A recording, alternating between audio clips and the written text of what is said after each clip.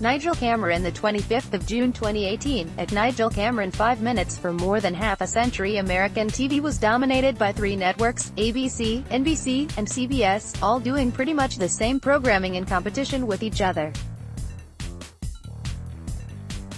Then along came cable. CNN, founded in 1980, offered round-the-clock news. Then followed Fox, in 1986, with a distinctly conservative take. And a decade later, from the liberal end, MSNBC. It's Fox that has proved most controversial, run for decades by its flamboyant chief Roger Ailes, and giving powerful support to Donald Trump, both as a candidate, and, especially, as president. It's a year since Fox News dropped its slogan, "Fair and Balanced." Not because they wanted to confess to being unfair and unbalanced, but as part of a rebranding effort to ditch every memory of Roger Ailes. Ailes, longtime revered founder and, more recently, disavowed sexual predator. It had been his idea, so it had to go. Much like UK conservatives criticize a perceived left-wing bias at the BBC, conservatives in America have consistently claimed that their public outlets are liberal biased. What do these terms mean, though, when applied to a private sector cable news company? It's a free country, and specifically a free speech country. While Britain's BBC has a legal obligation, backed by taxpayer funding, to be fair and balanced, though not everyone thinks it is, American private sector broadcasters can do pretty much what they like. But does Fox overstep the mark? Night after night, its suave, high-profile commentators like Sean Hannity and Laura Ingraham assault the liberal elites and rally socially conservative opinion. Is it basically propaganda? That's the claim of more than one recent book. But it's not so simple.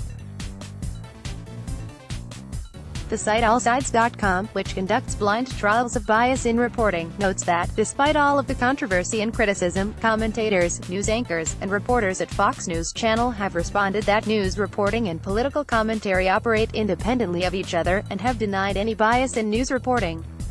For example, Shepard Smith, chief news anchor, is known for his intensely critical questioning of conservatives. Plainly to their surprise, All Sides' own research suggests a more nuanced view of Fox. On 3 separate occasions they pulled their network with anonymous headlines, and the response each time was that while Fox leaned right, All Sides' earlier designation of the network as far-right was simply wrong. In response, they decided that Fox, like MSNBC and CNN, needed 2 separate categories for assessment: opinion and news. In other words, on balance, Fox was no longer far-right, but merely leaning there. Another approach is to ask how credible Americans find Fox versus other, more mainstream media. According to research collected by the website Statista, Fox's credibility profile is almost identical with that of ABC News. Of course, private networks like CNN and MSNBC, and Fox, are free to play politics as they choose. The closest thing America has to a neutral BBC-style broadcaster is NPR, National Public Radio, and PBS, the Public Broadcasting System. Its TV equivalent funding is part public, part private, and its mission intended to be nonpartisan. Much like UK conservatives criticize a perceived left-wing bias at the BBC, conservatives in America have consistently claimed that their public outlets are liberal biased. As a result, President Trump recently pushed to eliminate the funding of the Corporation for Public Broadcasting altogether, the body that oversees both NPR and PBS. To a man, and sometimes a woman, they looked at media and saw stories that did not reflect the world that they knew or the fears that they had. I have some sympathy with this view. I have lived in the States for 28 years and have often enjoyed listening to NPR, which in British terms is remarkably similar to Radio 4. When a politically controversial topic is under discussion, whether abortion or guns or immigration or welfare, I've never once heard conservative views taken seriously. There are occasional conservative guests, which isn't the same thing at all. Which, of course, may help explain why Fox News is so popular. It is the most watched basic cable network. When thoughtful conservatives are pressed on why Fox leans right, they will answer something like this: most reporters and editors are liberal.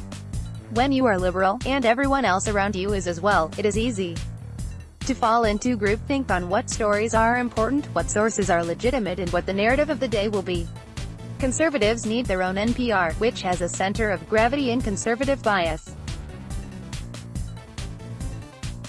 In other words, Fox. Except that isn't actually a quote from a conservative. It's from the former CEO of NPR, Ken Stern, who decided to explore conservative America after he stepped down. His exploration gave him some fresh perspective, not least the realization that the media was, too often, doing a bad job of reflecting the lives of ordinary Americans.